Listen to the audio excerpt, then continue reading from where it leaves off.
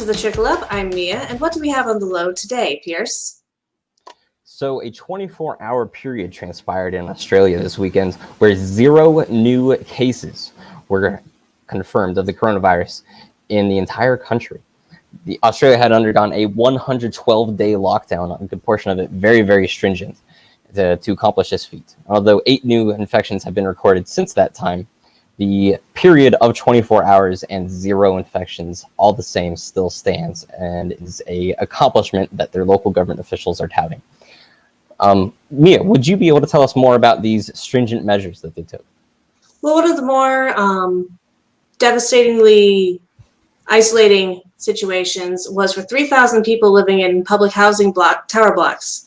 The residents there were in 9 different towers and were told they could not leave for any reason and placed under strict guard. Hundreds of police were sent to the sites immediately after the order was announced, and many residents were caught unaware. They weren't expecting to be placed into their homes, and they were told that they were going to have to stay there for between 5 and 14 days at the time. Now, reminder, this is back in July. These circumstances have long passed. During the time, there was some controversy in regards to that, but these kinds of measures seem to have truly helped them flatten the curve in a way that we haven't been able to accomplish here in the U.S. So while the measures may have been extreme, there is some argument that they were probably for the greater good. I think that there is a lot to be said in how Australia worked towards a concerted and specific goal.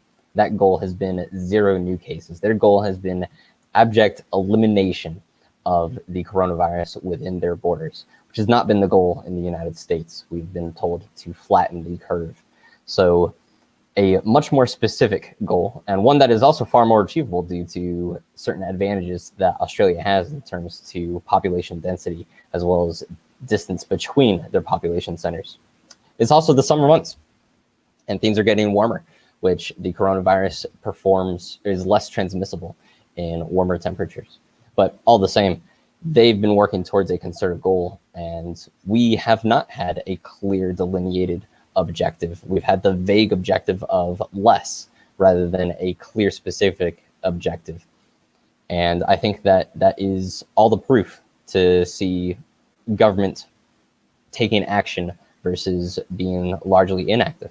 In Australia as well, they had government assistance provided to all of those members mentioned in the government housing. Groceries were delivered to them, as well as their entire country received a universal basic income during the duration of this lockdown.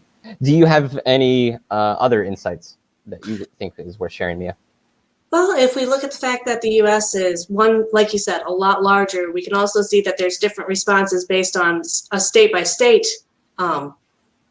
measure. So there's no uniform response, even when you get down to the levels of state by state. The federal government issues some orders that are very vague compared to those. And there's a lot of mixed messaging that gets involved when you have these disparate entities that are trying to make sense of everything.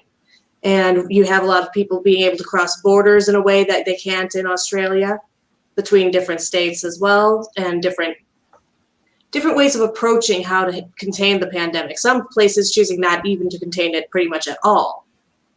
So you're going to end up with a very different take. Like you said, I think that a lot of the progress that Australia made, particularly, you can't argue that they have one of the better scenarios compared to the rest of the world even. You know, they are clearly ahead of the game in how to react. Thanks for joining us on The Low. Make sure you subscribe, give this video a like, and ring the notification bell for alert for future episodes. What do we have coming up for later?